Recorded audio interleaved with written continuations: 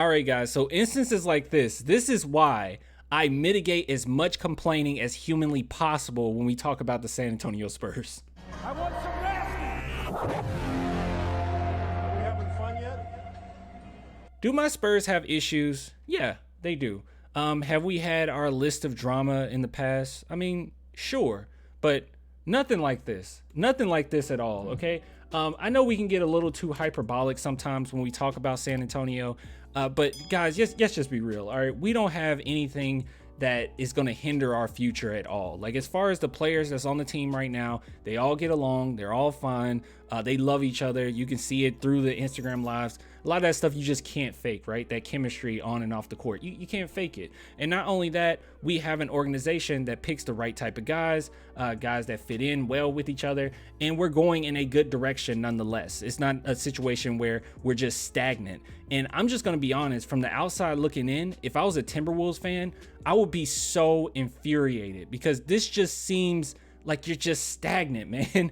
These players are just not getting along, and it's just ugly to see. Now, we're going to go through exactly what happened, all right? So before we watch this clip all the way through, let's go ahead and look at this article here. So this is a headline for you if you've ever seen one. So Rudy Gobert sent home after punching Timberwolves teammate Kyle Anderson, guys.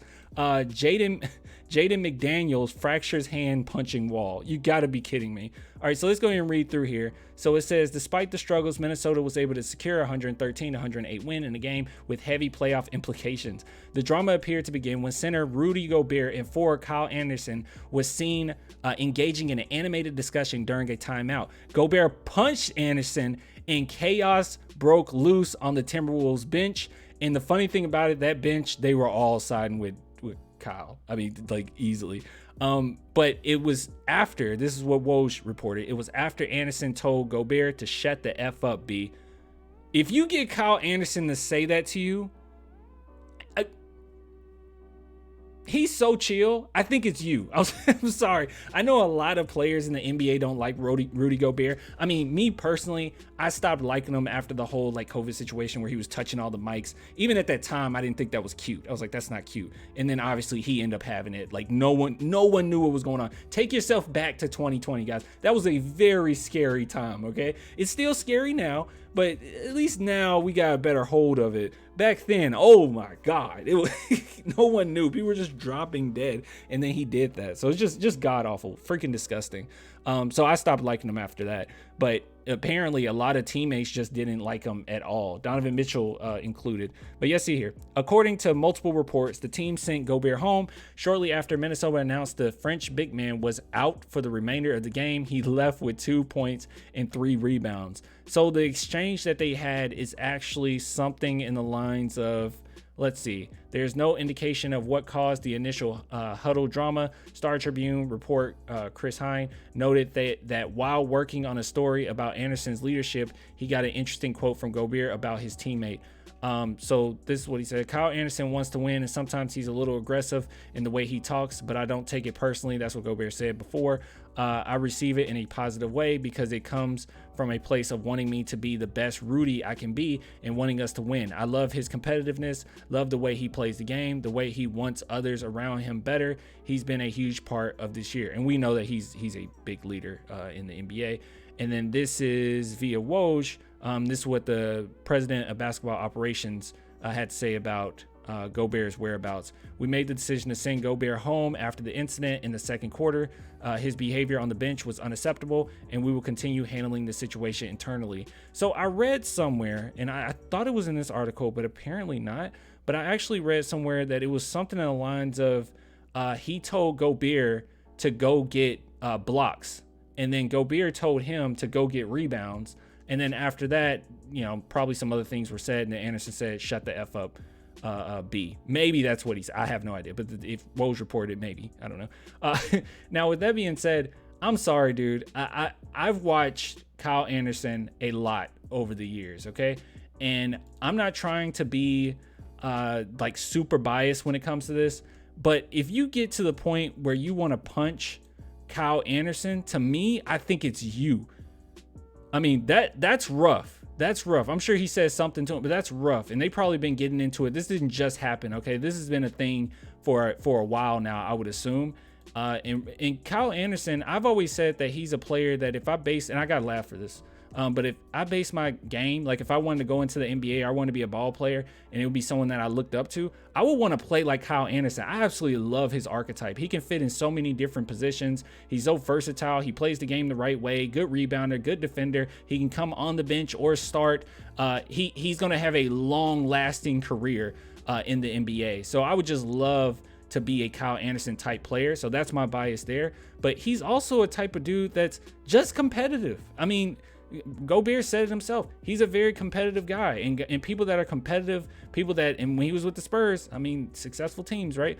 I mean, guys like that, they want to win, and sometimes things can get a little heated, but you should never, never swing at your teammate here.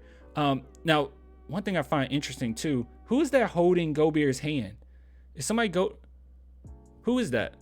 I don't know if they already thought like, oh yeah, they're trying to hold him back right there. Look at that. Yeah, that's pretty bad. All right, but more came out of this, okay? The comedy didn't stop there. So here's Rudy Gobert's comments about the situation. Emotions got the best of me today. Yeah, it did. I should not have reacted the way I did, regardless of what was said. I want to apologize to the fans, the organization, and particularly to Kyle, who is someone that I truly love and respect as a teammate. Okay, first off, when you do an apology, don't include this.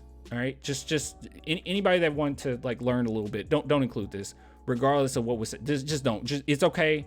Don't worry about it. It just comes across like you're putting the blame back on him. So just don't do that. Let's see. Someone said, "What I read, I do it again." Let's see how everyone's reacting to it. What happened?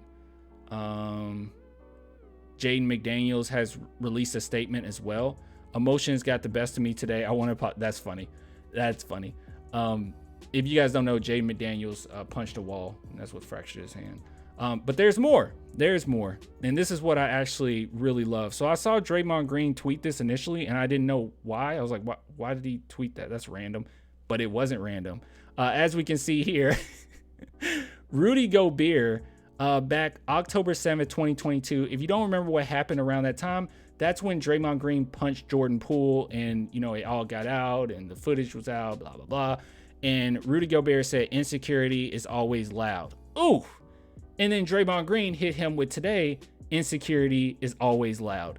So yeah, people are absolutely clowning him. No one is supporting this punch. No one is supporting Rudy Gobert. And this goes way back, okay?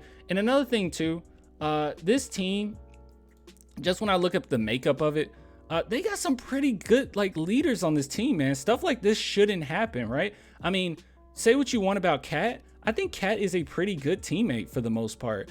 And you got some veterans on the bench. I mean, you got Mike Conley there. Like, how is this happening? And Mike Conley's on your team. Like, you have some really good leaders here. That should not be happening, bro. And Kyle Anderson always came across as a pretty chill person. I mean, I know when it's in the context of basketball, he can be a little rough, but I mean, that's the type of guys you want on your team. That's the type of guys you want to be successful with.